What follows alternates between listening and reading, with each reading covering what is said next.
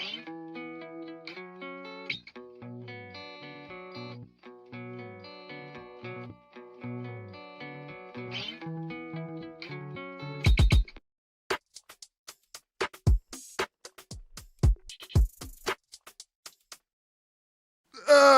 and welcome. I'm your host, Wayne Blue. You are listening to the Raptors Reaction Podcast. Wow. Look at us. Look at us. We are 7-1 in our last 8 games. The Toronto Raptors are 8-5 on the season after, admittedly, like a routine win. I mean, the Pacers are having an all-time tragic season. They have, obviously, the injury to Halliburton in Game 7 of the NBA Finals after what was one of the most memorable runs by any team. I don't even care that they lost the title. That was so cool to see what they did. But they got the injury then. And then since then, they've had injuries to pretty much everybody on the roster except for Pascal Siakam, friend of the program. Please do whatever you can to just be okay. Friend of the program, Andrew Nemhard, out for most of the season. And TJ McConnell's just coming back. Everyone else on the Pacers are just like random guys, like literally random guys. You could like G League level guys, but still Raptors take care of business. 129-111 to improve to 8-5 on the season and to pick up their 6th win on the road this season. A couple of quick stats just before we even get into the game itself, because I think these are kind of notable, to be honest. I do think these are kind of notable. Okay, so number one, the Toronto Raptors are 8-5 on the year. That means there are 3 games over 500. This is the first time since April 2022, when the Raptors are 3 games over 500. It has not happened in the last 3 seasons where the Raptors have been 3 games over 500. And you might say, wow, that's a very modest mark. And I'll tell you, we've been in the trenches, my friends. But that season, it was actually at the end of that season, the Raptors finished 48 and 34. They made the playoffs. They lost in the first round. But it has not happened. 3 games over 500 for 3 whole entire years. And this being the 6th road win of the season, the Toronto Raptors pick up their 6th road win. Today is November 15th. It's the middle of November. The Raptors didn't pick up their 6th road win, according to the broadcast, last season until March the 6th. March the 2nd, sorry. So, I think all that really spells improvement of the team. And I think that's kind of the theme of today, right? It's just like watching the Raptors cruise in games. This road trip was like a decent size, like probably their second longest road trip of the year. They always go out west for a pretty prolonged period, and that's going to be even tougher because the West is way tougher than the East. But you go on this road trip, you look at it, you get the really big NBA Cup win in Atlanta. That puts them 2-0 with tiebreakers over Atlanta and Cleveland. So they're in control of that NBA Cup action.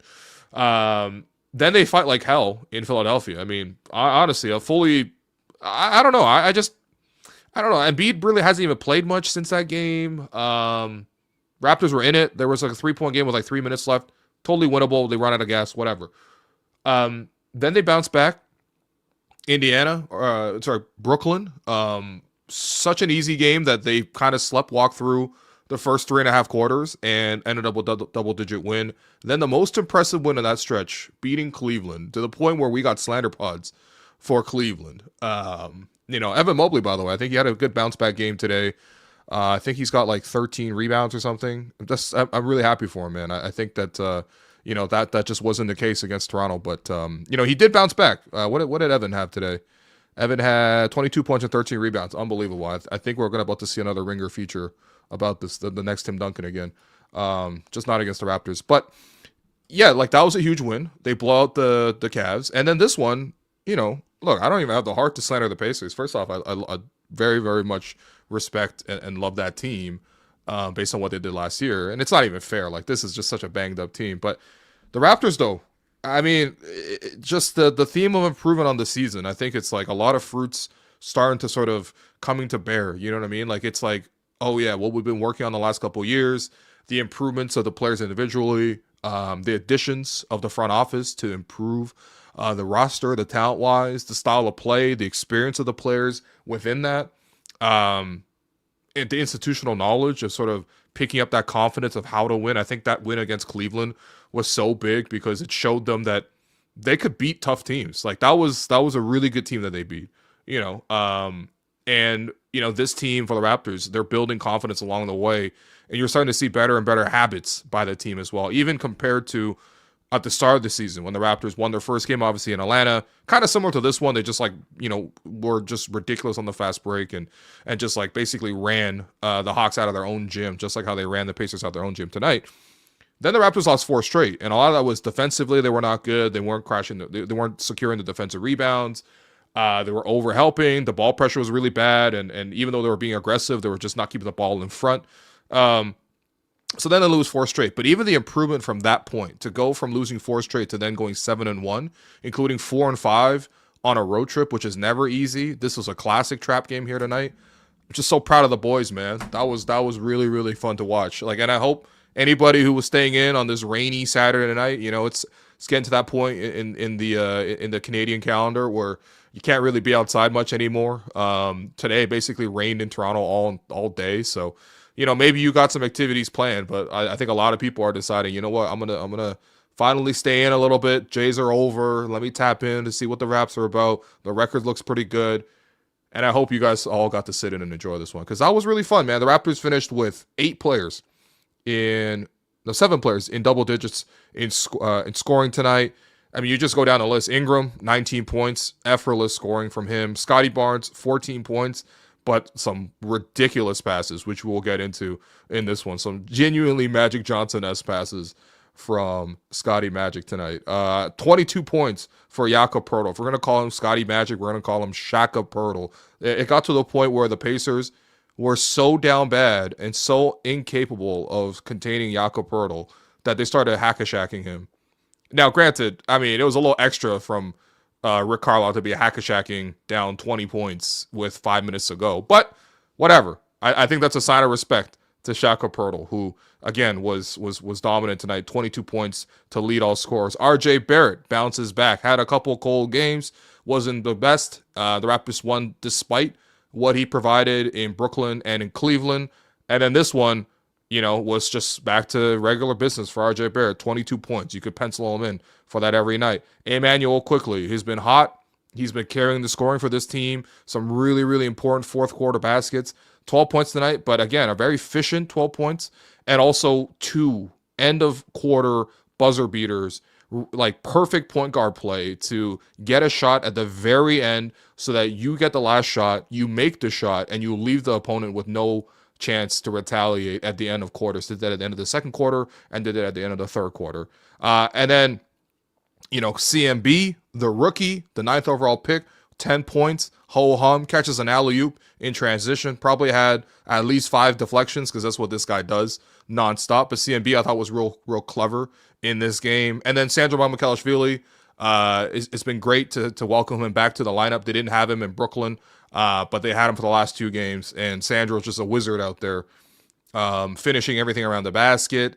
Blocking shots too. I mean, it's a pretty good athlete too. You know what I mean? Like, I wouldn't say sneaky athletic, but he is 6'9" with some bounce. So getting up there for blocks, knocking down the outside shot, running out in transition, catching guys by surprise, DHOs at the top of the floor like he's Domantas Sabonis. Like, farm those assists. I don't care, man. 12 points for him.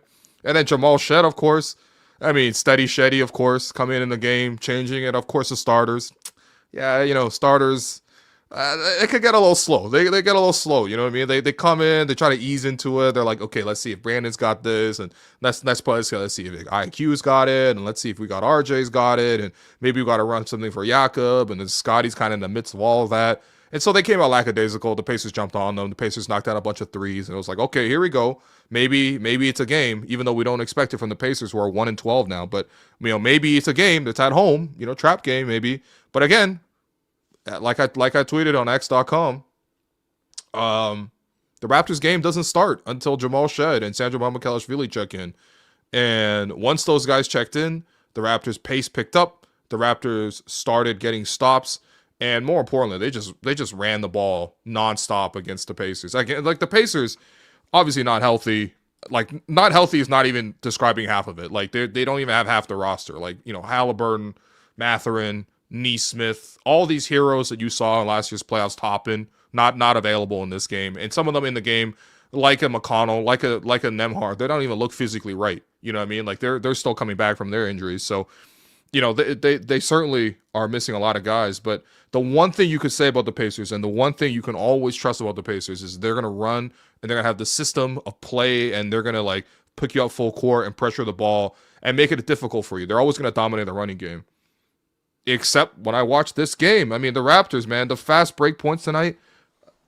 Yeah, 33 for the Raptors. 33 out of the 129 were on the fast break. The Raptors also scored 78 points in the paint. The Raptors also, worked the pick and roll. Probably the best efficiency they've had in the pick and roll in a game, just off the eye test. If I'm just eyeballing it, shouts to ball don't stop. But if I'm doing the eye test right here, like this is their most efficient game in the pick and roll. The only other game maybe to come into the mix here was the game that they beat the Atlanta Hawks on opening night. But similar situations where the Raptors were able to just get in the paint over and over again. And of course, Jakob Poeltl usually being the beneficiary of that. But man, Jakob tonight finishing everything, 8 of 9 from the field, 6 of 14 from the free throw line. Just a really, really efficient outing by Jakob Poeltl. And just the constant presence. But again, the passing in this one too, like, Scottie Barnes with, several look away passes. Scottie Barnes with a behind the back pass in transition to Jakob Poeltl, who gets hacked at the rim. So he has to go to the foul line. So that's not an assist, but man, that was some magic ass shit from Scottie Barnes on that play.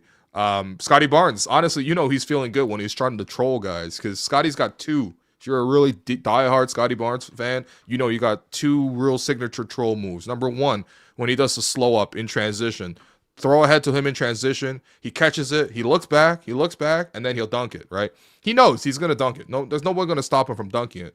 But this time, he slowed up, went out for the dunk, and then Pascal, who was sprinting back full speed in transition, ends up like fouling him on the play, and ends up taking the worst of it because Pascal's momentum carries him and he falls to the ground. And Scottie looks at him. It's like, that's tough, man. That's tough, man. We know last year too, there was a play. I mean, Raptors actually beat the Pacers 3-0 last year, but there was a play last year where Scottie, I think dunked on Pascal, but he hit him with the, the Thierry Henry, you know what I mean? That Alexander Isak, you know what I mean? Like, what? Who is this guy? You know what I mean? Obviously a bit of like friendly banter there. And then of course the other troll move Scottie's got is when he takes that fake charge, like that super delayed fake charge. We'll call that the 2K charge, really, because sometimes he's in mid rotation, he's under the basket, someone's driving in from far out, and he takes the charge so early that it kind of mentally puts the driver off, like, oh, I got to make a move, I got to change it up, maybe I got to kick it out. And that fake charge also worked as well. But, I mean, don't even look at the small stat line. Like, yeah, 14 points, 11 rebounds, 6 assists. Scottie ran the show, as he always does. And the effort that he put into this game, just like as usual, was phenomenal and set the tone. But, again, like a nice bounce-back game for RJ Barrett. RJ, at the start of this one, was missing the threes. Missed a layup here or there. And you're like, oh, man, is this going to be a third game in a row where RJ struggles? But I mean, RJ has generally played pretty well against Indiana. I thought last year RJ played well against Indiana as well. And you saw RJ get going tonight, especially in the first half. I think he finished with 13 in the first half. Some of that was in transition. But, the Raptors had this like weird thing where they would either play a little bit too fast. They were getting a little sloppy with it. Or sort of rushing into the quickest shot. And that wasn't necessarily the most efficient shot. But when they slow down to more of a half court, like, okay, let's slow it down. Let's spread it out. Let's actually run a play. I thought RJ got to whatever spots he wanted to on the floor, and just getting into the paint repeatedly, working that pick and roll, being relentless, finishing around the basket. And I think just maintaining his confidence, right? There was a play I really liked where in the third quarter, RJ missed a three in the corner, wide open, missed it. Scottie Barnes catches it, throws it right out to RJ, same spot, missed the three in the corner. Raptors get the rebound. They run a little action. RJ ends up at the top of the floor. He's open again, kick out to RJ again. This time he takes the three again and he makes it. And it's like, yeah, man. Yeah, it's the only way you're going to get out of the slump if you take good shots and you just keep staying confident. And, nobody's more of a confident scorer on this team than RJ Barrett, except perhaps Brandon Ingram, who, look, the three balls just not dropping for Ingram right now. He's in the 20s in percentage-wise. We know that he's going to be better than that.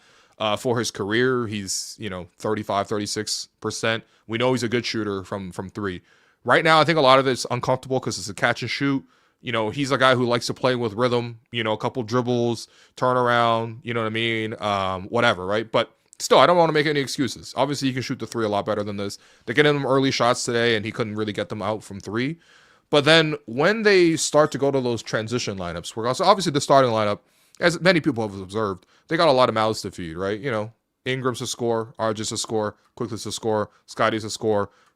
Honestly, Jakob today, he can score a lot too. So, they got to find a balance. And usually at the start of the game, it's almost like they're workshopping and they're like, okay, who's got it going tonight? Who's going to put their hand up? And everyone's going to get their shot to see if they're hot or not. But most starting lineups aren't like that, right? Like most starting lineups, like, okay, we got the feature guy, we got the second option, and then we got the shooter guy, and then we got the pick and roll option, and then a defender guy. Like that's like, if you were to sketch up a regular starting five, that's usually how it is. So a lot of guys understand sort of the pecking order. Raptors don't necessarily have the pecking order just because they have a really, egalitarian offense. Again, 7 guys finished with double digits tonight. Darko, loves to share the ball, distribute, the amount of touches around the team. Last game they had 37 assists. Today they had 29 assists. Like that's pretty normal for the team. But also the starting lineup all like kind of want to see if they got it. You know what I mean? But when they go to the transition lineups, Scottie's usually the first sub. He comes out. And it's like Brandon Ingram with Jamal Shed in particular. I mean, Jamal Shed's like his little mini-me. He's just like, all right, cool. Like, okay, what do you want? What do you want, Ingram? Where do you want it? Where do you want it, Brandon? You want it in the mid-post? You want it at the elbow? You want it coming off a curl? You know what I mean? Like, he's like, I'll feed you wherever you need to be. You know what I mean? Wherever you want to be at, I'll meet you there. And when they sort of went to that feature Brandon Ingram time, it's like, man, just sit back and just relax. Because, I mean, yeah, sometimes they'll double team and he's going to have to make a play, and he's obviously willing to do that. But the one-on-one, he's just kind of cooking guys one-on-one. It's very fun to watch. It's very efficient. Again, like it feels automatic, when he gets into that mid-range, sometimes 2 feet in the post or in the paint, and he just rises up, he shoots over the top. Guys can't really get to it. When they try to get too close, it's an and one. Or it's free throws. Obviously, he's a very efficient free throw shooter. Raptors, if the only thing they didn't do well tonight is the free throws. I mean, if they hit their free throws, they might have hit 140 points. They went 26 of 42 from the foul line. That's not very good. Although I have to say they went they only missed one free throw in both of the last 2 games. In Brooklyn, they only missed one. I think they were 16 of 17. And then last game, I think against Cleveland, I think they were maybe like 26 or 27 or something like that. So last 2 games, they've only missed one free throw. So today, obviously, they started bricking them. But again, like that, the room to brick them, because you bricked 16 free throws and you still win by 18 points. It says a lot about Indiana and how much they're struggling, but also said a lot about the Raptors, how they're playing. But it's a pleasure watching Brandon work, man. And there was one play where I think Brandon missed 3 shots on the same play, and he just kept attacking. And then he missed 2 shots in the same play, and he took it the third time and he made it. It's just like the aggression that he plays was great. I think he's coming up for some contested rebounds as well. Defensively, there wasn't really an easy matchup for him. You know what I mean? So it was just like he had to like, you know what I mean? Like, there was not a difficult matchup for him today, is what I meant to say. So, like, he could kind of cruise and chill. I still would love to see a little bit more intensity from him overall. But, one really subtle thing I actually noticed was the Raptors generally don't go under screens. Like, they almost always they go over, right? And they pressure the ball and they chase. The thing is, like, they really value ball pressure. So, like, when you go under screens, you're actually relieving ball pressure. And so, Darko being how big he is on the ball pressure, like, he's not really going to let most of his guys go under. However, they're not stubborn about it. And I liked what they did here tonight with TJ McConnell, because, like, McConnell's not going to be shooting the pull-up 3, man. So, yes, you can go under the screen. And, of course, McConnell's seen a lot of guys go underneath him or whatever. But, I like what they did today, where they put Ingram on McConnell in the second half, and then they had Ingram go under screens. And Ingram's like, yo, chill. I want to chill anyway. So, yeah, you want me to go under screens? That's fine. That's, like, to be honest, it's a bit like, it's like lazy defense almost. But then he's got the length to contest also against McConnell. I thought it actually was a pretty good adjustment to sort of quiet down TJ, who can often obviously be a huge problem off the bench, as we saw in the NBA Finals last year. But yeah, Ingram was hooping. Jakob, I mean, this is why I said the pick and roll was so good, because they would just come out the pick and roll. Pacers were usually sending 2 on the ball, but the Raptors were also just doing a good job screening and getting open. Just basically negotiating that initial action at the screen to create the gap for Jakob to roll. And look, without Miles Turner on the team, you already know they're going to be short shot blocking. But like when they're playing guys who are genuinely like third stringers, like, you know, when people are like, oh, you know, I wish the Raptors got an extra big in there and just like somebody with size. I'm just like, part of the thing with that is like a lot of those guys can't guard because they can't move their feet. And I think Tony Bradley for the Pacers was like a classic example. The Raptors must have scored like 40 points in pick and roll against Tony Bradley, just hitting him. You know what I mean? And putting him in the screen and roll action.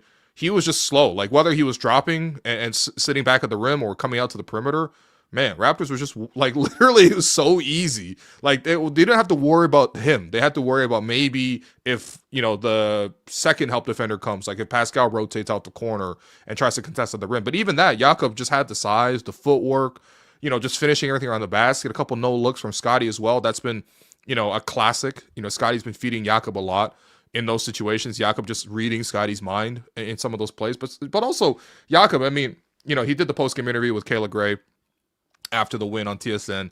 And as Jakob was talking, you could hear his teammates, and I think I heard Jamal, but a couple teammates came over and who was like, oh, the back's feeling better. The back's feeling better. And they're like, yeah, of course, man.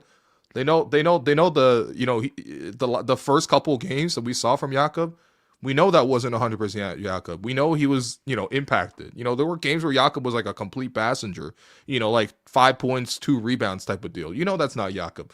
When he's healthy, when he's able to play, you know what? No one's talking about that contract, right? Because like he's a very good player. I don't need to sound like Masai, but you know what I mean? That's my top 10 center right there. He's probably 10th in NBA, but still, like, that's my top 10 center right there. And yeah, he was just like running the break, you know, blocking shots at the rim. I thought he was helping and switching pretty well as well. I thought he just did a great job defensively tonight.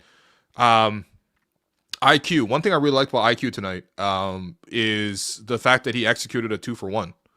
Raptors do not do 2-for-1s, man.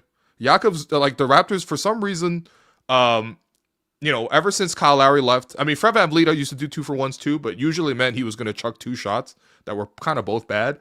But like, you know, yes, they would do 2-for-1s a lot in that era, right? And Kyle was like the master of those. But since those guys have moved on, the Raptors have just not done 2-for-1s. Like, it's almost frustrating. And a 2-for-1 obviously is like, you get the ball back, usually with like 35 seconds, let's say, towards the end of the game or the end of a quarter. And if you take a quick shot on your first possession and leave at least like 30 seconds on the clock, let's say, then there's a good chance that your opponent's going to get one shot and then you get another shot. And the theory behind it is 2 bad shots is even more efficient and more points per, you know, I guess, expected points than just running one good possession. Now, granted, whatever. You could say it depends, obviously, the game state. Guys are tired. Who's hot, who's not, who's defending on the floor. Like, all sorts of things. But in general, like, 2-for-1s, right? And the Raptors used to be like a huge 2-for-1 team. They haven't really done that a lot recently, and I'm not entirely sure why, but I was really refreshing to see that at the end of the first half with, again, like I said, 35, 36 seconds left on the clock, quickly got the ball, sprinted up the floor, touched the paint, drew the defenders all to him, and then kicked it to the corner to RJ Barrett. RJ knocks down the corner 3. That was about 30 seconds left on the clock. The Pacers come back. I think they score, actually. I think Nembhard, you know, hit like a tough midi or whatever. I mean, Nembhard's so tough, right? But then the Raptors still had about like 6 seconds left because of the 2-for-1. And they inbound to Quick. Quick's like taking his time. You know, Jack on the broadcast is even begging, like, yo, you got to go. And then quickly makes his move at the exact moment, gets into the paint again, and it hits this sort of like in-between runner kind of thing. Literally with like 0.2 left on the clock, like this perfect execution. It's like small stuff like that. Like when people say we want Quickly to play like a point guard, it's also not just in terms of, you know, shooting the outside shot or making the assist, but managing the game. And sometimes when you see Jamal come in, he does such a good job of managing the game. But I know Quickly can do it too, because Quickly is more skilled than Jamal. And so I really like that from IQ. I hope to see more 2-for-1s. Because some of these things, it's like when you become a winning team, like you got to be able to manipulate and steal possessions. And pretty much every good team does 2-for-1s. Pacers do that, or Pacers do it. OKC does it with Shea. Obviously, Luka does 2-for-1s. Like, you know what I mean? Like, it sometimes it helps to have a star who can kind of create a shot at any moment. But, you know, I just like seeing that from them. And then everybody off the bench. I thought, even Jakobi, who I know like is struggling right now. I actually really like to see Jakobi come in at the end of the game and just like scrap like crazy. There was one play where he missed a shot, but he hustled all the way back and picked the guy's pocket from behind, diving on the floor for loose balls, for rebounds, for steals, getting on the break, finishing a couple plays at the end of the game. Yeah, sure, whatever. It's like, obviously, it's like, it looks elementary. It's just dressing on, the end of a nice win. But I'm happy for him because I want him to maintain his confidence, man. And the thing is, like, Jakobi, the best that we've seen at Jakobi, yes, we saw a little bit towards the end of last season, but I would say the best we saw at Jakobi is Summer League. And I totally understand. Summer League is totally different. We're talking about a much lower caliber player.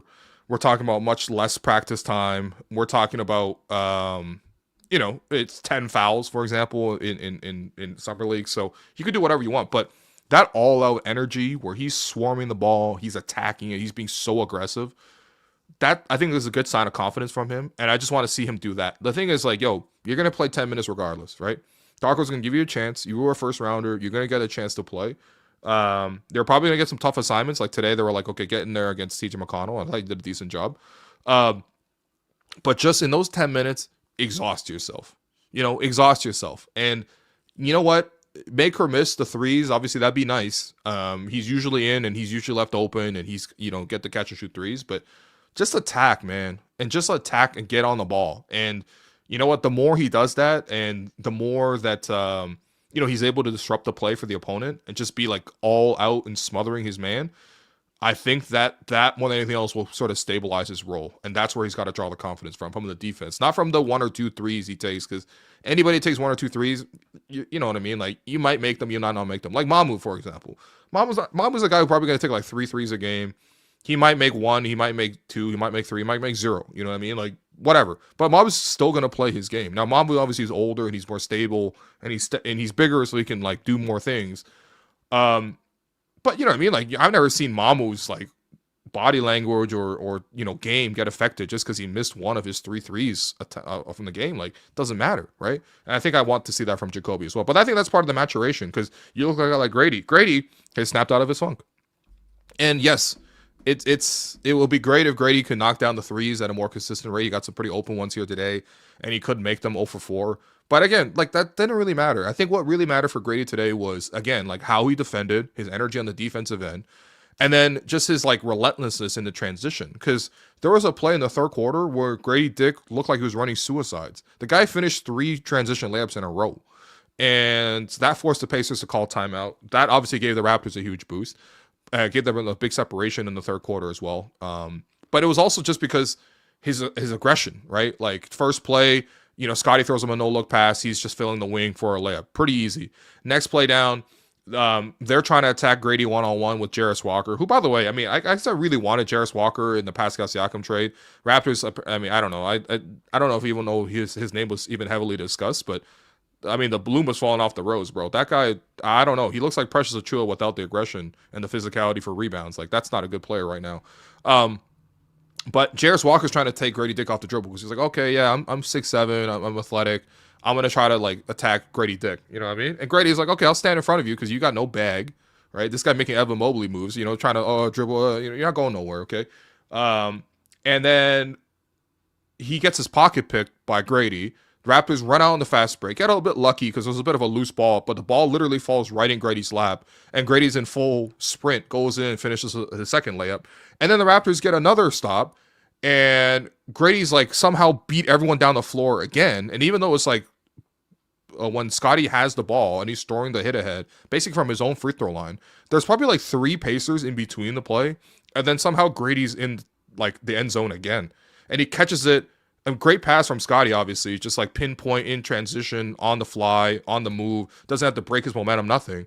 But Grady's able to catch it and with like full speed, still have the dexterity to do a soft finger roll and finish the play. And like, that's the kind of hustle. It's like, honestly, the threes will be nice. And obviously for Gradey Dick, the threes are essential because he's a 3-point specialist, but they're going to guard him out there regardless. And obviously in a tighter game, they're going to need these threes to drop.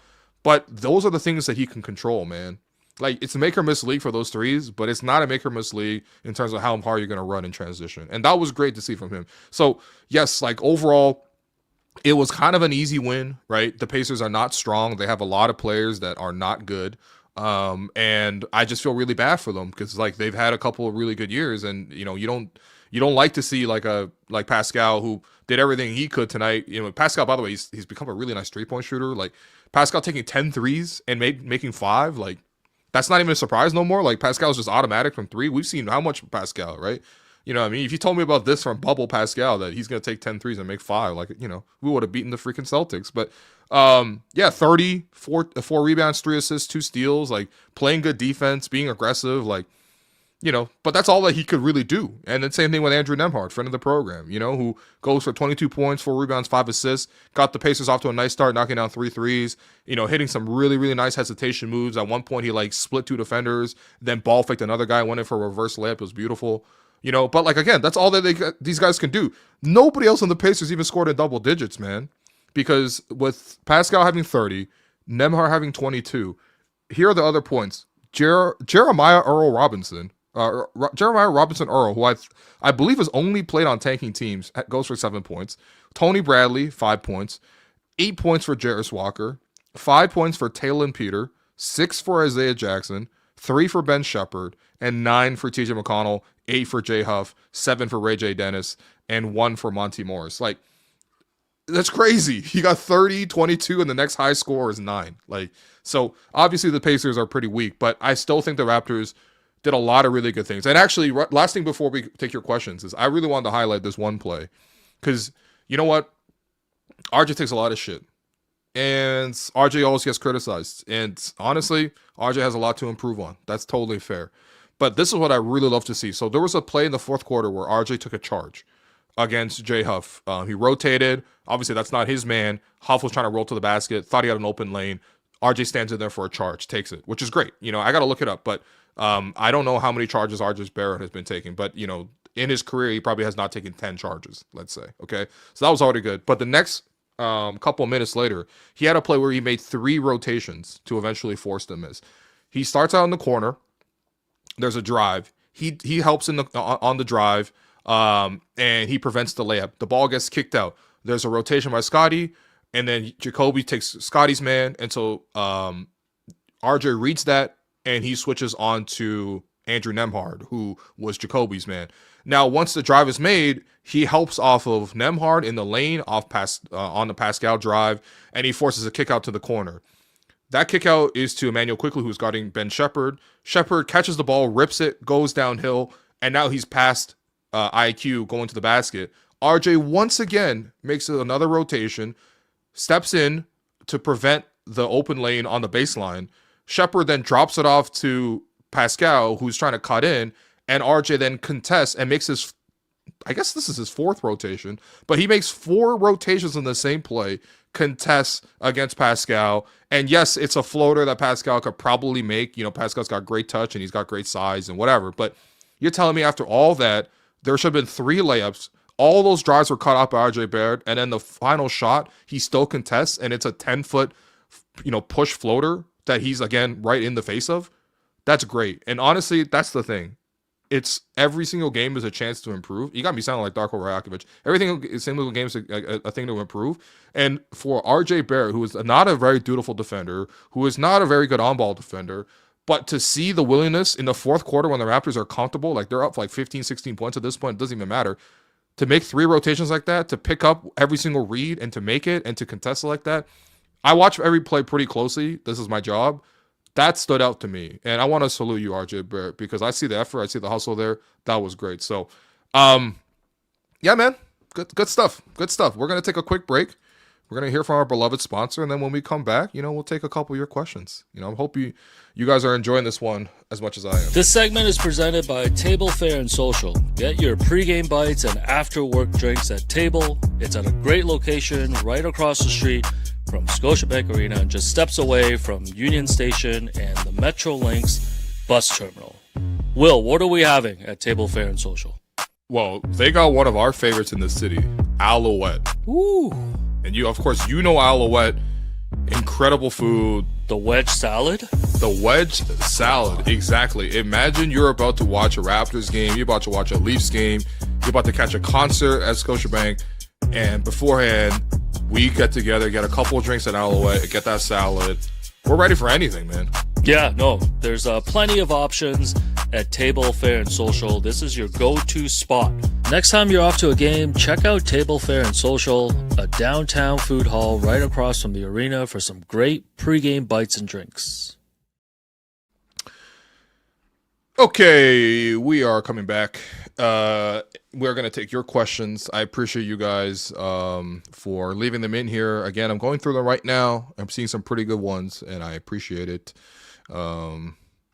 Also, do you guys like the Shaka Poeltl nickname? Because I might try that on Matt Devlin. I want to see if you can get a little Shaka Poeltl mention on the broadcast. I know we've famously, obviously by way of our friend Ennis Esmer, have successfully gotten the RJ Kidding Me call to be honestly a pretty consistent call now for Matt Devlin. But we did famously pitch Matt Devlin on this 2 years ago now on the Hello and Welcome podcast. So hopefully we get Shaka Poeltl on there because I'm really enjoying Shaka Poeltl. So yes. Okay, let's get to your questions. A lot of love, as you can imagine, after a win. I mean, the Raptors society just feels really nice after wins, man.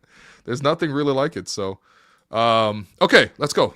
First one from Mazar. Yo, quickly giving his shoes to those kids was lit. That was actually a really, really sweet moment. Third quarter, I don't know what was going on with Quickly's shoes, but he had some sort of issue. So he was coming out the game. It's like, I think 3 minutes into the third quarter. So, you don't expect him to come out that early.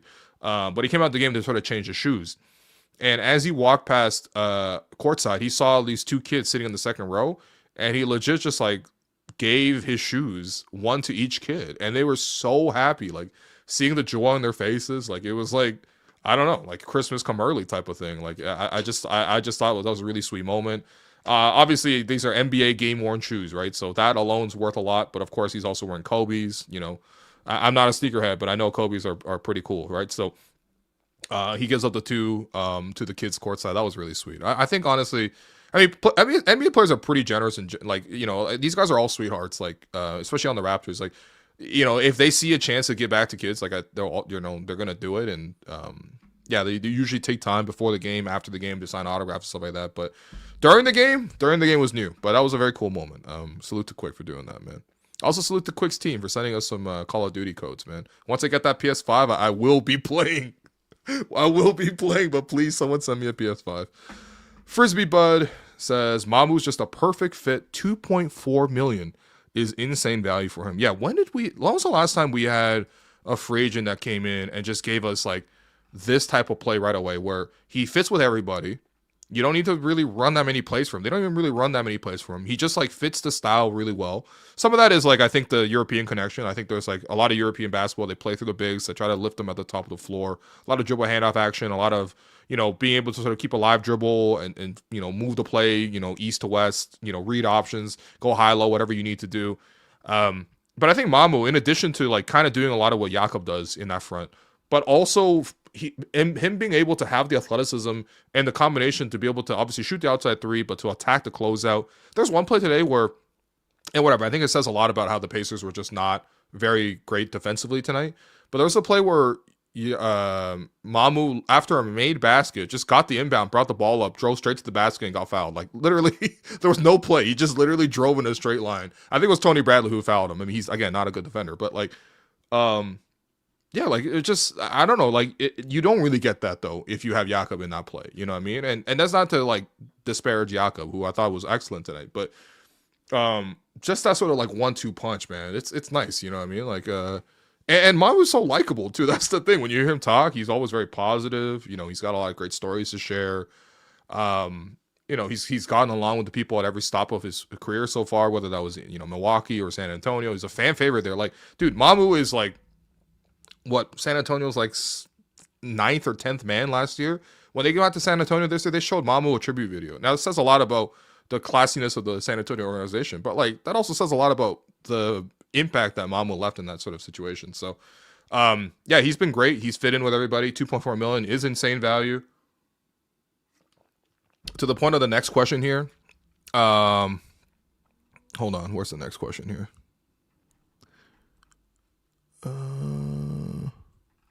What did I have?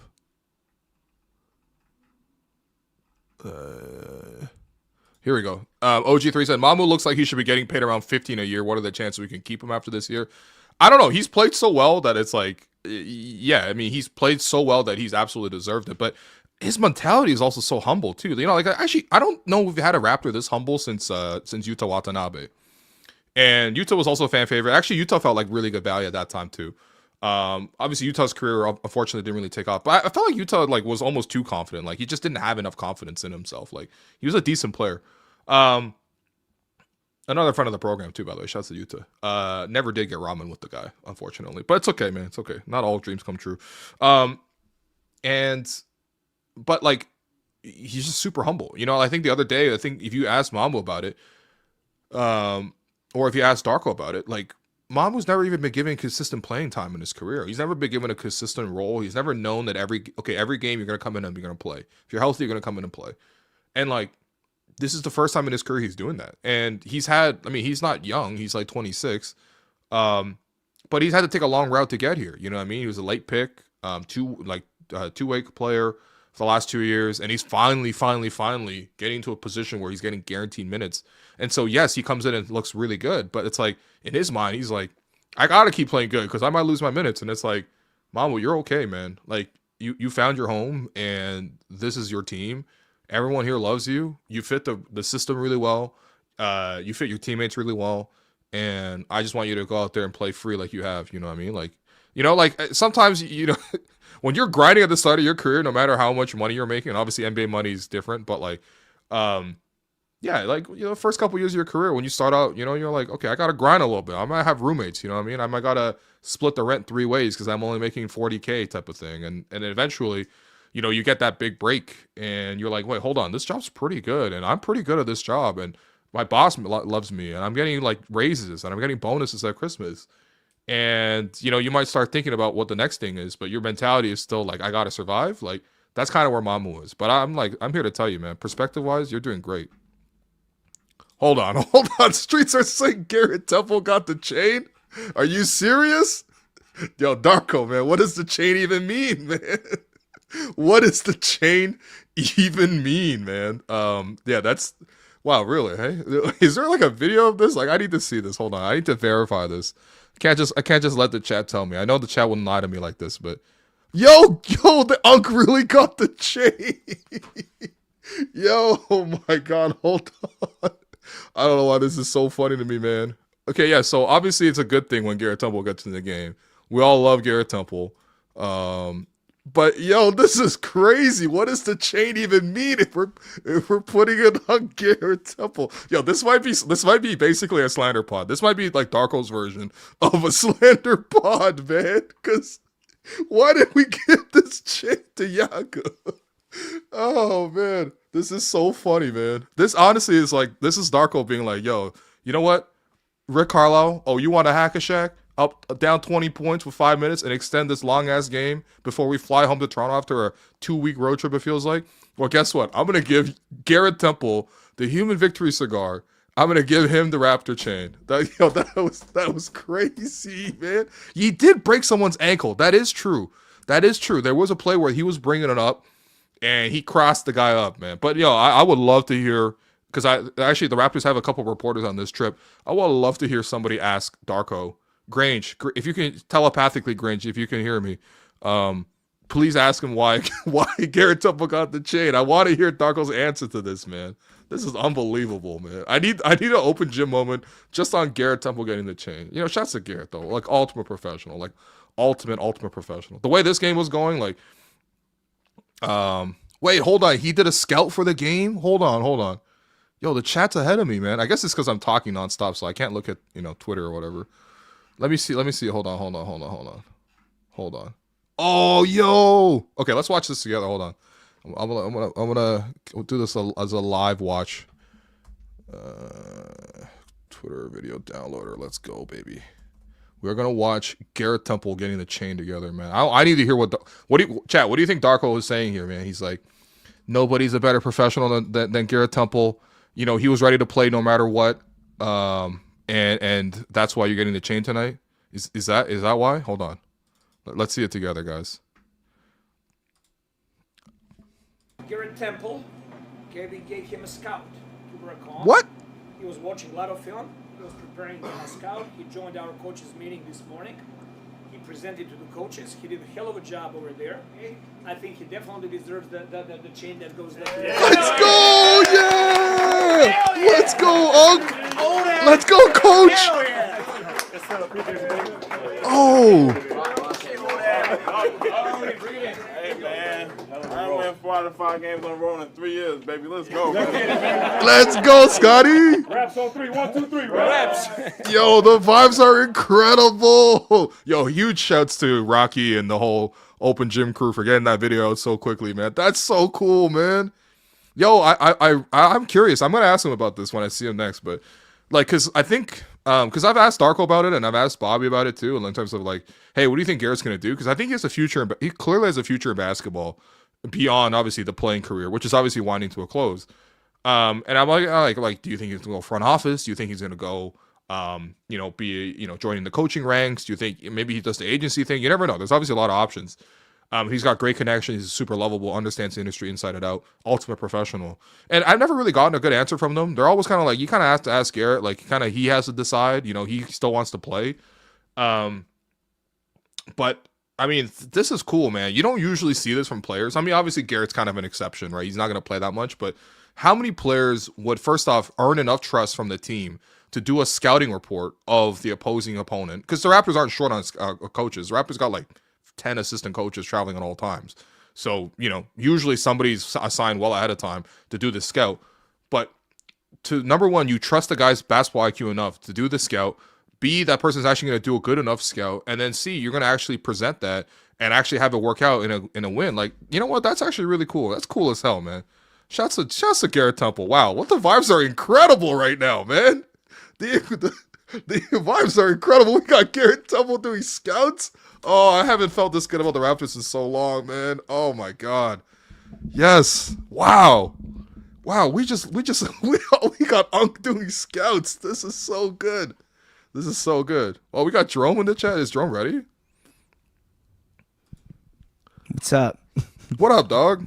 Not much. I just came in to see how happy you were about this win. No, of course I'm happy, man. Raptors haven't been 3 games over 500 since April of 2022. Jesus. We've been in the freaking trenches. I'm here every day talking You've been about here the some whole time. Raptors You really React deserve pod. this. I know. I was on Sportsnet doing this, man. Oh my God, man. Finally. We had to check in on you to see. I mean, I think Alex right now is at a Stevie Nicks concert. Oh, enjoy that shit, Alex. This guy doing pure side quests. He heard some Free Fallin' from the looks of it. He heard some, I don't know, like, the Fleetwood Mac classics, you know what it is. But no, I just thought John Mayer version better, though. John Mayer better. It's your fave. It was a good one. It hit hard in Calgary. I'm a bad boy. Because I don't even miss her. I'm a bad boy. Yeah, what up, buddy? Not much. Just got back from my parents. Did you watch this? Did you and your dad enjoy this one? Yeah, we watched the second half. It was enjoyable. It was like very... It was very easy. I'm not going to lie. It was very easy. Very the Pacers easy, are just not very good. They're not going to get too much... I got to say, TJ McConnell does not look very strong when he's like really relied upon as like one of the top people. Yeah. But, it's pretty crazy because they'll leave him wide open from 3, and you would think that he was Chow shooting that 3 because like that thing goes a joke rude. for 3 people. That's so rude. You didn't have to catch Vic, that straight. Vic, I better hear about this on Tuesday when we. Oh my gosh. I think it just felt very easy. I think that's what the takeaway was. Like, I think I was texting you a little bit. I really liked a lot of the pace that was going on, but it's really easy to run when you're not I guess it's like solid defense is stopping them, but it's like they just don't have any scores. Like they have no buckets. I mean, I felt bad for them, man. I felt really bad for Pascal. I mean, P was doing everything he could, man. He did everything he could. I think he had a good first half, right? He was like running about 18, 19 points in the first half, but like nothing really came about in the second. The way he's shooting the 3 right now is real impressive, Like, cause that was his like clear cut weakness, and now he's just like, I'll pull up 3s. Right. And so that stare down was rude. That was pretty rough. I was texting you about that. I knew it was probably not going to be overturned, but I think I texted you if they successfully overturned that Pascal foul into an offensive foul, he has to like box Scottie. He has to Oh play at that point. I It would think have been I think so disrespectful, like so rude at that point. I mean, let's be real. Scottie took the franchise from Pascal, so I think he has many grounds to He box snatched him, it with him. he got know. ahead of him, and then he looked back, and then Pascal tried to take the franchise back, and then he fell to the ground, and Scottie just like smirked at him. No, but you know what? You would appreciate this because this is how you hoop too. You both got a little sassiness. Like you enjoy when things are going well. You know, what I mean? I do get a little sassy when I play. I do. Yeah, I play with. I'll tell you one thing. I know people really love the idea of playing with Joy. People who play against you don't love when you play with Joy. Oh, that's right. Yeah. No. Always play with hatred. You know. Again, I'm a Draymond Green disciple. Yes, So absolutely. like I really enjoy it. You know. It's I think hatred is easier to meet. You can meet hate with hate, but like when someone's just like happy-go-lucky taking their inhaler, going up and down the court, it's tough energy to match. Yeah, that's right. Yeah, but yeah. It's good stuff, man. So what do you think? I mean, I don't know. Like, I guess you guys are both tapping more into the Raptors game Sure. now too. Yeah. Like, this is night and day based on how they're playing versus last year, man. And I know They're this a is team. easy. They're a team. Like Exactly. they're a team. I think that's the best way I can look at it. Like I was watching, and obviously, like this game was never within like threat of them losing, but it was a really interesting thing of like, for the briefest moment, I'm like, okay, when you looked at 2019, you had a team there, and then you inserted a Kawhi, and they became like a championship team, and I'm like, is this like the currently low budget version where it's like, you insert a Barrett and Ingram and we can make the playoffs? Like, just everything seems to line up the way it's supposed to. Sure. Also, just I think like being healthy. I like watching the. I think that some of the struggles earlier in the season that started to create early alarm might have been just that Jakob was out of the lineup. Sure. Because Yeah. dude, when he's in the game, it's just nice. Like pick Everything and rolls kind of just work like again. falls into place. Like Emmanuel He's getting quickly, offensive rebounds. Yes, He's blocking absolutely. shots. IQ's open again. Yes. Like, yeah. So it's I don't know. It seems like oversimplistic to say, but it's just we have a team. Yeah, and the thing is, like, I think Raptor fans are like, we're so in the weeds, and like we care so much about the team, Sure. and everyone's so very analytical, and of course this show is supposed to be that too. But like, I think like people now are like, okay, oh man, who should play, Jakobi or Jameson Battle? I'm like, oh, who cares? That is the ninth man. That should not. Yeah, that's the thing. It just should not be a conversation at that point. You know what I mean? Who cares? Yo, should I drive the Lambo or should I drive the Rolls Royce tonight, baby? That's not a problem. It's very tough. Like, and like, those are the kind of things that we were like looking at last year. Where we were asking those questions of like, will Jakobi step up? Is Jamal Shed ready? Is Gradey? It doesn't matter if you have a starting lineup. Bro, we're like, yo, who should be the ninth man? Yo, listen, man, the ninth man is never really, it's a nice to have. It's a nice to have. Like, I would love to see Jakobi take it and run with it. Or, when they give it to Jameson, he's cool. But, like, dog, if that's our biggest problem right now, this is the kind of team I'm that you chilling, like should man. draft like players into. Like, this is the kind of team that Colin Murray Boyles can actually thrive in. Come in limited minutes, like get his reps. When he needs, like, he's already showing flashes, which is incredible. Like, I was talking to my dad about it, and he's just like, my dad would say he seems like a rookie. I'm like, no, he's actually a rookie. He's like, oh, he's just so big. Like, That's I don't know what's happened in like the more like recent years, but it used to be a thing that you would need a couple of years to develop your NBA body. But I'm feeling like players like almost immediately come into the league ready and then just get bigger. And Colin Murray Boyles like seems NBA ready, at least physically. Yeah, and like the hands, like he's just deflecting passes like nonstop. Right. Honestly, I think like the next step for CMB actually is to like honestly trim down a little bit. He's still got a little bit of like, again, no body judgments. You and I both got baby fat too, but like Absolutely. you got a little baby fat on him. You know what I mean? No, at my age now, it's just fat. Like it's not okay. baby. All right. Yeah. All right. Adult fat. Well, for him, Adult he's fat, 21, yeah. so There he you go, got a little yeah. baby fat on him. Yeah. It's okay though, because like right now it's fine. He's still able to play. But I think there's like an even higher physical level they can unlock with him, and like he's think already so. so smart that like he's gonna. That might also just be his body type. He doesn't seem. Yeah. Okay. Yeah. Yeah. I He's think not gonna that's be like, a rip guy. No, I understand. Yeah. He just seems like a big dude, and like, but Yeah. I mean, differently because we say that all the time with Scottie. Oh, actually, like the thing with No, Scottie, Scottie's like, different though. Scotty's like a superhuman. Like you've He's never like seen a, Scottie, but CMB like plays big. Sometimes when we watch Yes, Scottie, yes. he's like a big body that kind of plays like a guard or a wing. Yeah, I actually sure. really like. There was like a couple plays where it felt like it would be a thing normally that like Scottie would settle for a three. Like he would just have it open there, but then he just would attack the basket, and I'm like, that's what he's supposed to do. Dude, he'll post up centers. We saw there was a play where I think Tony Bradley's like 6'11", like 270, like a big guy. You know what I mean? And Scottie's like, all right, I could take you out to the perimeter, but how about I just drive you into the post and then drive it into you, try to put up the lefty hook, but you're gonna foul me. That's the one where he got scratched in the arm, right? Yeah. It's like, I mean, he knows he got that any time. Yeah, and I think the right balance is there for him. Like, oh man, I'm kicking my feet up, man. Finally. You've been waiting for this. Like, I mean, for obviously, fans will see you wear your heart on your sleeve in these React pods on our shows. They don't always. Obviously, we get to see you off of it. It makes a difference, everyone. We need the Raptors to be not even necessarily an immediate competing team, but just a competent team. A team that plays like watchable basketball, that keeps them in a game, that should beat a depleted Pacers like it's nothing. Yeah.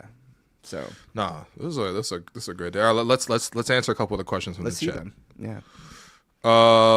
Let Battle and Gradey fight for minutes. Battle can just be more productive on both ends. Again, Sure. Wow. Yeah. Which Lamborghini will pick and choose, buddy. Yeah. At this point, who do we want to kick out to? We could kick out to Jameson Battle. We can kick out to Gradey some nights. That's great. Yeah. Which Guma will Tony take out next? We'll find out next time on The Sopranos. They actually get to like develop their game and not be an answer to our offense. Yeah. Yeah. What you said earlier from Uji Buji, Collins' defense is still and always beautiful. We drafted someone with young Draymond hands. Steals Iguodala if he was on roids. Okay. Iguodala had some great hands. Who are the? You know how like Fred VanVleet was also like always like they would always compliment Fred on his hands. Yeah. Who's give me your all-time hands starting five. All-time hands starting five. This is like okay. Well, Kawhi has to be in there, obviously. Absolutely. It was a thing that like existed definitely during the Spurs days, and this like really speaks to my Spurs bias, like from Kawhi era at least. Danny Green was always really good at stopping people on the break. Yes, he was very good on fast break hands. He was very specifically doing. I don't know if it makes. He definitely stopped Clay on that one fast break, which helped us win the championship. There you go. Sorry, it's true though. There you go. I was there. Clay was never the same again. That's where that clip. We should run that clip again. Oh my gosh. Okay. What else? Who else? Who are different? Are we talking active players right now? No, it's just any players. Man. Any players ever. Okay. Any players you like. Ron Artest, I thought was like just like superhumanly strong. Like I felt like guys would try to drive on him. Right. Tony Allen obviously had great hands. Yeah, Tony Allen was good that way. I guess I'm like trying to think like how Jordan's defense would have been. Like he was just Jordan. Yeah, I mean you could always put Jordan and Scottie into these. Absolutely. Iguodala generally did have incredible hands. So Iguodala on this trip was like ridiculously good, and Fred actually pound for pound, or hand size for hand size, like right. I mean, Draymond definitely makes the list. I would have to Draymond say, strong as hell. Watching like we both watched that Wembanyama or like the Warriors against the Spurs last night. You rewatch it today. It really is a thing about watching Draymond play basketball, and over again, it just feels like he should not and he cannot keep getting away with this. Like, his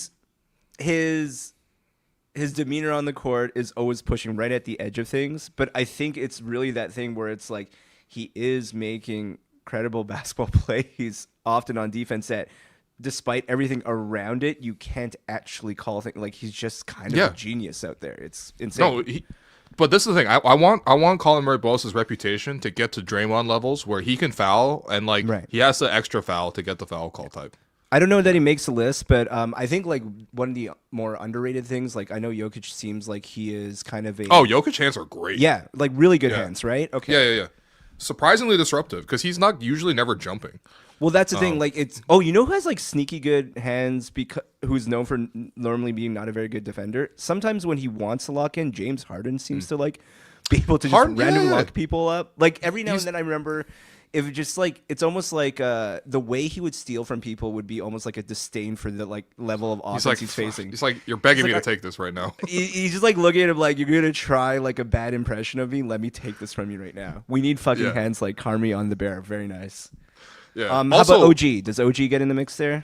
OG gets in the mix there too, but I Yeah. think he's just a good defender overall. I think one thing I always loved was when Marcus All would come over.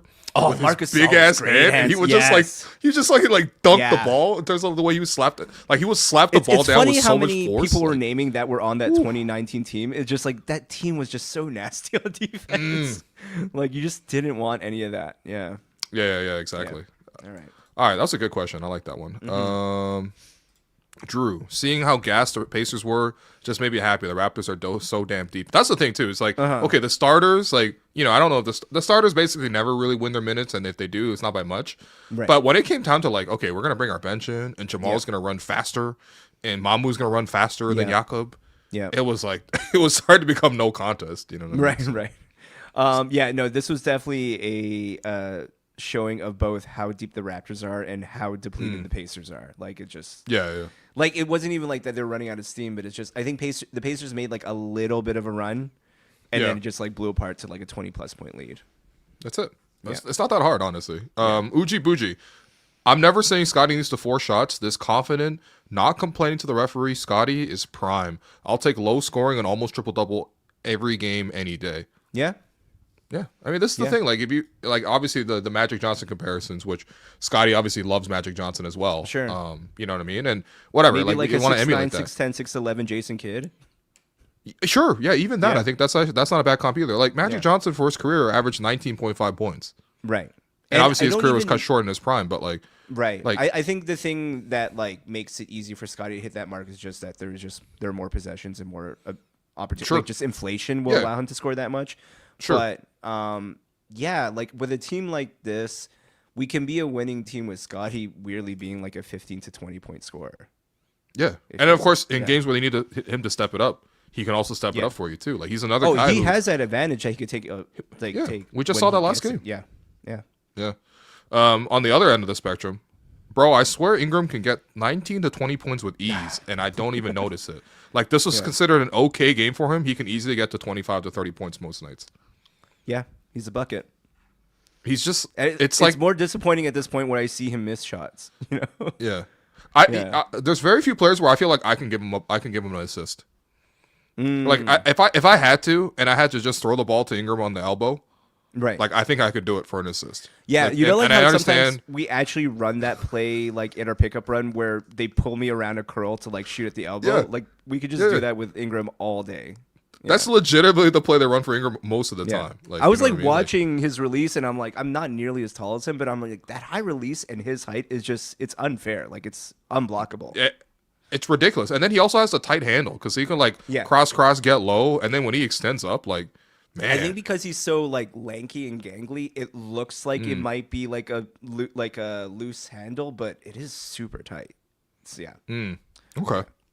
This is a very long question, but I like it. This is from SP. Okay. I'm going to summarize it, but basically, they want to create like a player coach position, and who would be the best player coaches candidates in the league? Player coaches, candidates in the league. Okay. So like what Garrett Temple did today, for example. Sure. Can superstars be player coaches? It might be too Sure. much. Yeah. Like So Draymond then- will be an incredible coach because I don't know that he's your kind of coach for sure, but I just don't know that I don't know that we should he have might a coach. slap like He's Doc literally Rivers or punched something. people in the face on his own team. I don't. Have think we he's had given coaches fight each other? We see NBA players fight each other all the time. Can we see coaches fight each other? No, the closest I can think of about a coach fighting was just Jeff Van Gundy hanging off of someone's Sure. leg in that Heat brawl, and that's Yeah. when he was an assistant, I believe. I remember Dwayne Casey used to snap on other coaches Okay. because I think there was a play maybe against Atlanta when Dwayne was here in Toronto where like I think OG went in for like a last second layup like when the game was over type. Right. And I think like maybe whoever was coaching Atlanta at that time came over and was like, "Hey man, don't do that." And then Dwayne Casey like came over like super protective because I think OG was a rookie. Sure, and he's like, sure. "Don't ever talk to my player, man. You coach your team, I coach my team, man." And that I is was very like, you know much what? like how you every now and then, like for those who don't know, when Will starts getting really passionate about a win, he does turn into a player coach. Yeah. So he'll just start yelling defensive assignments from the back. He'll just like lock in, and that would be pretty much what I think Draymond. I mean, Draymond is basically a player coach already, Yeah, that's especially on true. the floor. Jokic, I guess, would have to be in that mix of player coach types, just like for Jokic how much he should draw controls. his own plays. Yeah. Yeah. Who else do we have? I mean, I guess at this point, Chris Paul could be one. Chris Paul, yeah, for sure. I mean, to give him something else to do outside of his 2 Wow. points per game. I mean, I think Garrett Temple might be averaging more than Chris at There you this go. point. Who else? Kyle Lowry, of course. Kyle would Lowry, be a that's great a good coach. one. Yeah, Kyle yeah. would be a great coach. Fred would be a great coach. Fred would be good. I feel like, do you think Fred can have the command of a team to that? Like, Yeah, I feel think so. like, yeah. Fred yeah. cool as hell. Yeah, Okay. Fred cool as hell. Usually people like him. I think a lot. I think the Rockets team would actually back him in that front. Yeah. Tyrese Halliburton. Tyrese, that'd be Yeah. a fun coach. Yeah. I would want to play for Tyrese Halliburton. There you go. Yeah. Yeah. I'm gonna actually suggest. I love Giannis as a coach too. 'Cause, Okay. Yeah. Giannis has the immigrant dad energy, like I've never Absolutely. seen To with a T. anyone else. To a man. T. Yeah. Like there was one video that he was like yelling at his players in a timeout during I think the 2021 finals where they won. But they replaced the audio of whatever Giannis was saying with the infamous clip of, I want to put you on the next flight to Nigeria, first class. It's so good. That's yeah. Yeah, I wonder how Giannis is as a vocal leader of his team. That's actually really interesting. Yo, I feel Giannis like- should only coach immigrants though, like only Sure, immigrants. sure. Yeah. Yeah. All right. Who else in the league is Mike Conley. Yeah, sure. Conley seems chill. Sure, Conley's solid. Conley's chill. Yeah. DeAndre Jordan. I don't know. We're just naming old vets. Now at we're this just point. yeah. Yeah. All Just right. like That's a cool vets. question. That is a good question though. Yeah. Scottie Barnes, second or third team All NBA. I mean, this is possible, man. I think I could see it. You could talk. Yeah. Like I think the Raptors. Okay, this is the path the Raptors need. Okay, if we want to get Scottie to the All NBA, this is what we got to do. Okay. Okay. Number one, Raptors got to win 50 games. Sure. Which honestly, with how the East is looking and how the Raptors are looking, Yeah. maybe not as crazy as it sounded before the season. But like, Sure. I think 48 to 50 wins. Like that's the range that Scottie's going to get to. Mm-hmm. Number two, the numbers have to be at a certain point, right? Because I think that maybe the scoring is never going to be that high. Like, Mm-hmm. if it would it surprise me if Scottie finished with like 20 points per game on the season flat? Not really. But if it could be like 28 and 7 with like 1.5 steals, 1.5 blocks, and then his advanced metrics, Those are his pretty impact- big numbers, I think, to hold across the whole season. I think. We're talking to about get we're there. talking about all NBA, which Sure, is fair, a pretty fair. difficult thing to get into. There's only 6 forwards that make all NBA. Right. I think it's got to be like 28, 7, 1.5 steals, 1.5 blocks, and his impact metrics is just off the board. Which honestly they probably will be because how good that he's been. And I think number 3 too is just like there's got to be a little propaganda. Like gotta it be can't just be propaganda. I think it's gonna be a him tough having one good on that games. front. Like Yeah. Raptor fans got to push it. Raptor media got to push it. Sure.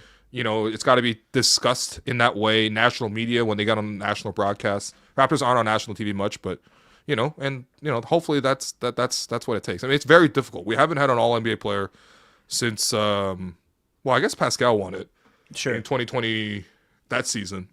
Right. But the Raptors were like the number 1 seed in the East that year, right? So you're always gonna get that. Like Kawhi won it. Did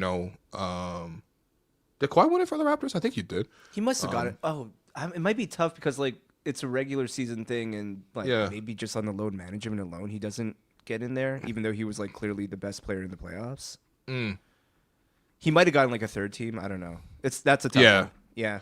I think it's just like obviously he missed a lot of games, but I mean Kawhi Leonard's Kawhi Leonard. Like Kawhi Leonard in his prime not making All NBA would be ridiculous. I think some of the interesting side, I think Scottie would really have to stand out for this to happen because I think narratively speaking, if the Raptors like make a leap, I think some just like outside of the Raptors focus on the team, like in terms of media and fans, like I feel like there's a decent chance that they start pointing to Brandon Ingram for the change, and that in itself can like affect that.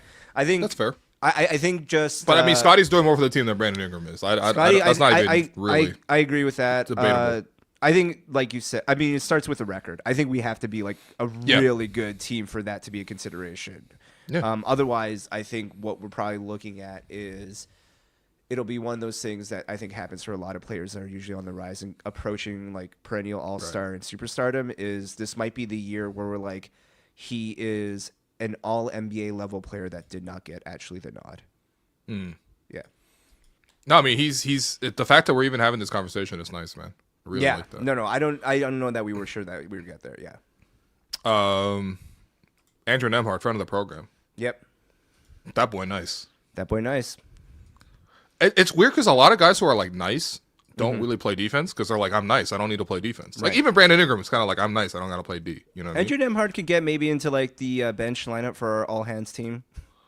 Sure. Yeah, why not? But I feel like for him, it's just like he's nice and then he's also scrappy. Yeah. Those are rare. Yeah. You know what I mean? Like he's. I think it's almost like his scrappiness becomes underrated because he has such a pretty face. You know what? He is just constantly mogging. Like he'll hit you with like a tween, step back, shoulder bump, fade away, and then the camera will pan to him, and you're just like, damn, he's handsome as hell.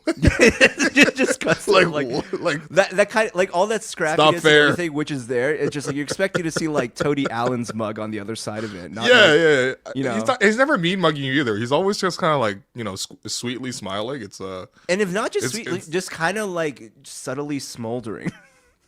Yeah, it's yeah. I need him on the Raptors, man. I know it'll happen one day. No, it'll happen one day. Okay, it'll happen I would one love day. Shameless. How many times did you watch this move that you hit on Shea, bro? It's come across my feed a good amount of times. I'm damn near known for it. Bro, can you teach me this move later? I can, yeah. Let me see you do it again, man. Hold on. Hey, I want to clarify something, okay? And Jerome was my witness as the photographer here. Yeah. He missed the first one, okay? I understand it now. So that's why we had to redo it. I understand it now. That's why we had to redo it, okay? It's not. I needed 10 takes. Me and him are both 1 and 2 at this point. Yeah. You both went 50. Go!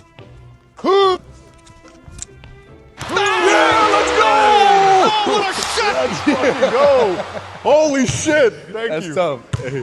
Yeah, basically the same thing, you know. Like, No, that was better. Yo, me doing this in a stupid you heard her first. roadman I'm so happy. jersey is stupid. It's like It's so good.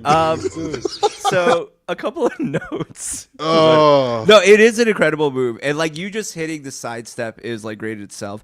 One thing, That was just a regular 3. I didn't really do much on that. You do a right to left like cross, and then like a sidestep. You don't really apply a lot of like the between the leg like tween stuff in that one. I think as that you was know, I very cannot dribble. So fair. The other thing, which for people who have like questioned, like you did it in your second shot. Like the first one was like just a bit off, and you did in your second. I actually did you a disservice in the way I edited this because in a weird way, like which I don't even know if people are putting it together, but I insert I understand it now from Lethal Shooter, which is like been an ongoing joke that we like have been doing for like a minute now since like our Europe trip at least. Right.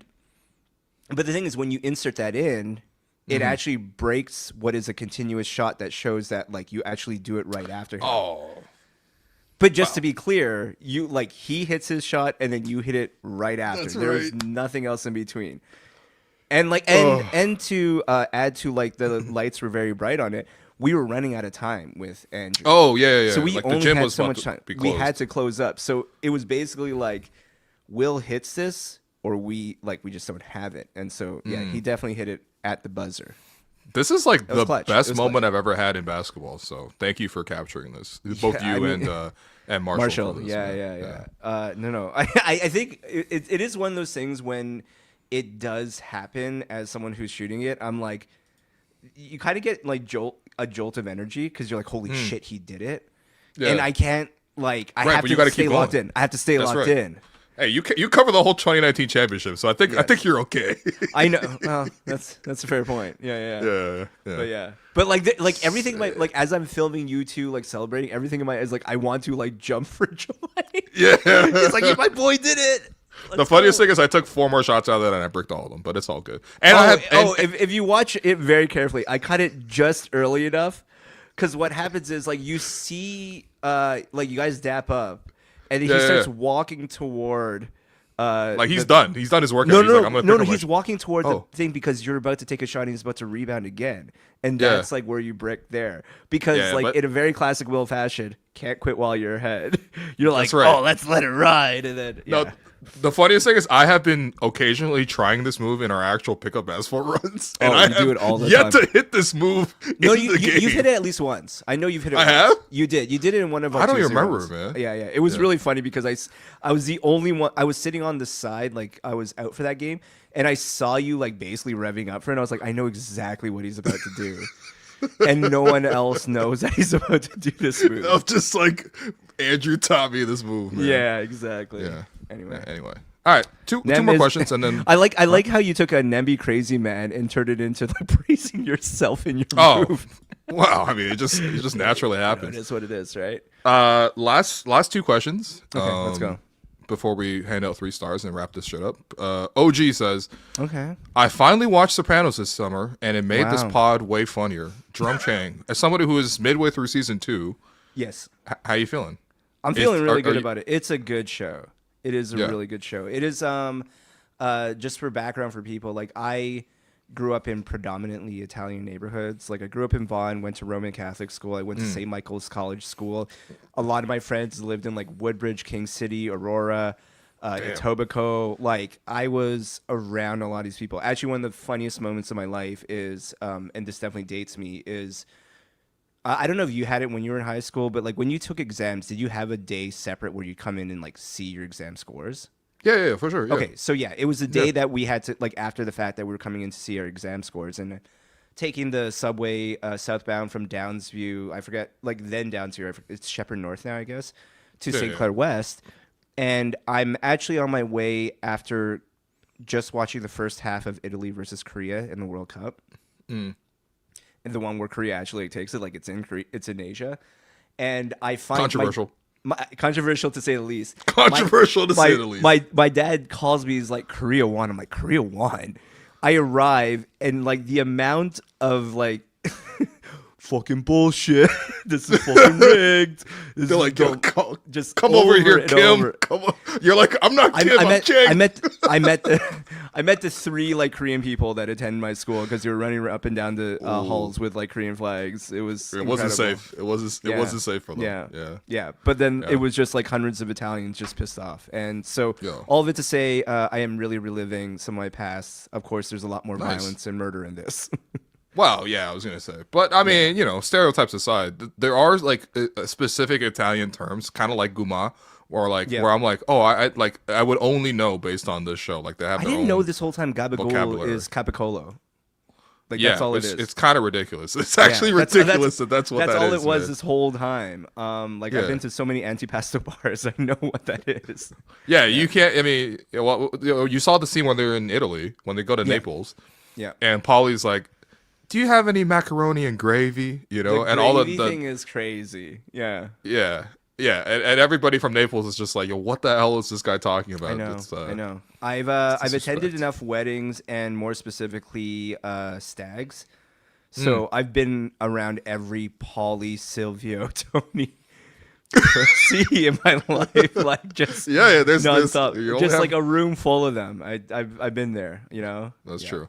Koki says, I learned a whole new language of racism in this show. It's crazy. This is what multiculturalism's about. You got to understand the terms in every language. Like not to like be like, let me put you on some. This was me growing up in middle school. But this is literally what it was like growing up in middle school. It wasn't like that. Like people weren't going around saying like particular words that they're saying on the show like nonstop, but they were saying some of them. Yeah, I mean, this is like natural DEI basically. I want to pull this one up because what is this? This is what I was trying to set up to. What is this? So this from herbopotamus, he says that no context. This is so funny, man. Carmela Soprano. Carmela Soprano, who is the wife of Tony Soprano on the show. There's like no did Herb even like explain this after the fact? Like the only thing they Yo, have in common is herbopotamus, that if they- you're still here, like elaborate, man. You can't just drop this and just move on. Like, the only thing that's common is a C and an M. what does this possibly mean? It Like, doesn't make any sense whatsoever. look, I won't explain shit. Yo, no, please, He man. won't Okay, I'm gonna- explain shit like he's Tony Soprano. Yeah, like you know what? We're gonna hand out 3 stars, and you're gonna have to explain what this means. Okay, this pod is not ending until you explain why Explain Colin yourself. Murray You Boyles either is explain Carmela it or you Soprano. retract that statement. That's your only 2 options are that. Like Yeah, there has to be All right. something balanced. Yeah. I'm very happy you're watching the show too. I think it allows more depth of references. Anyway, 3 stars from tonight's performance. First star. You know what? I'm gonna give it to Jakob Poeltl. Why not, man? Jakob Poeltl. The only thing he did wrong was miss free throws. 6 of 14 from the free throw line. Like Jakob literally could have gone for he could have gone for 30 tonight, which would have been kind of incredible. But 20 points, 9 rebounds, 4 offensive, 8 of 9 shooting from the field in 26 minutes. If they're having to hack a Shaq you to get you out the game at the end of the game, that's how you know you cooked, man. Jakob Poeltl, the number 1 star. Second star, for pure entertainment value, I'm gonna give it to Scottie Barnes with all the no looks, the tee-hees, Magic Johnson style. 14 points, 11 rebounds, 6 assists, a steal, a block. A couple highlights. Being a little sassy towards Pascal as usual, but just a really nice game overall from Scottie. 8 of 9 from the foul line as well. And then your third star, you can go a number of ways with this one. You can go pretty much any player who played tonight, but I'm actually gonna give it to.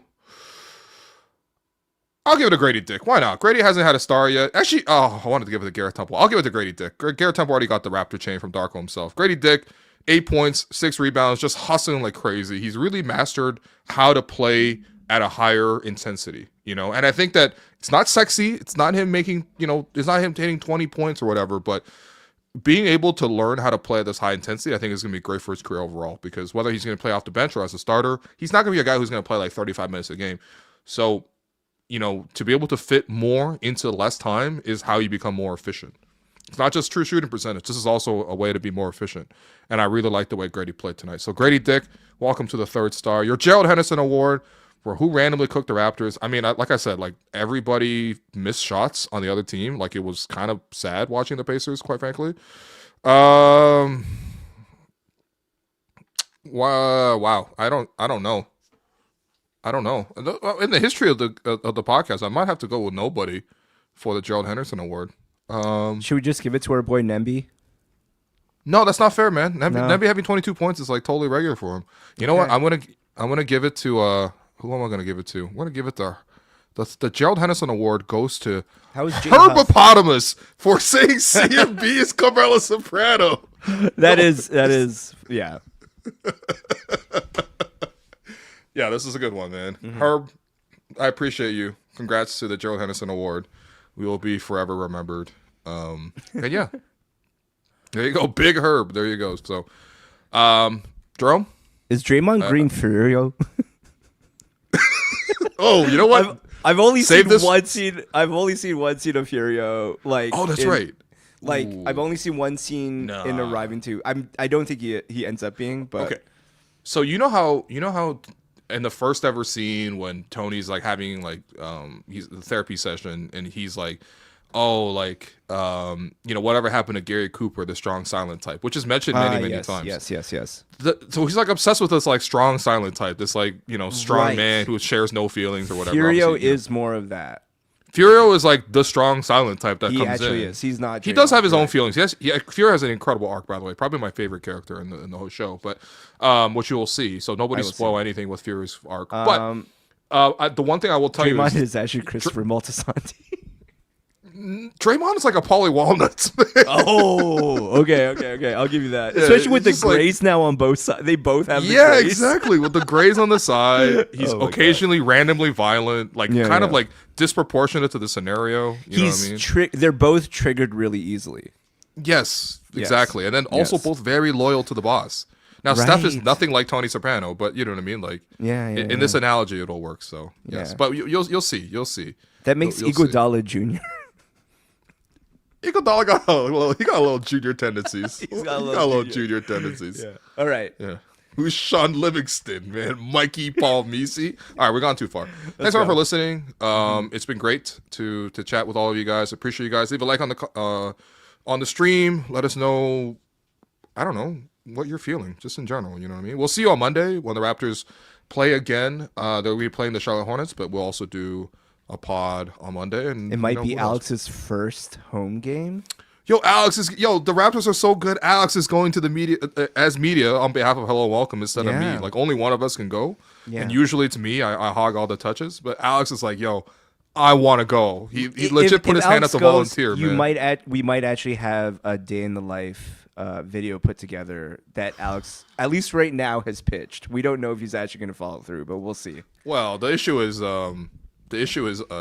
we're going to Shing on Sunday night, so we'll see what shape Alex Wong is in. I'll see you there, the following morning on Monday. But and again, happy birthday to Jerome Cheng. We already said it on Friday's episode, but today's the actual birthday. All love to Jerome. This man coming on the pod on his birthday, like me. The best birthday gift is Happy Will Lou for a Raptors excellent road record. Well, there you go. There you go. Happy 41st, Jerome. Appreciate you guys. And we'll see you on Monday.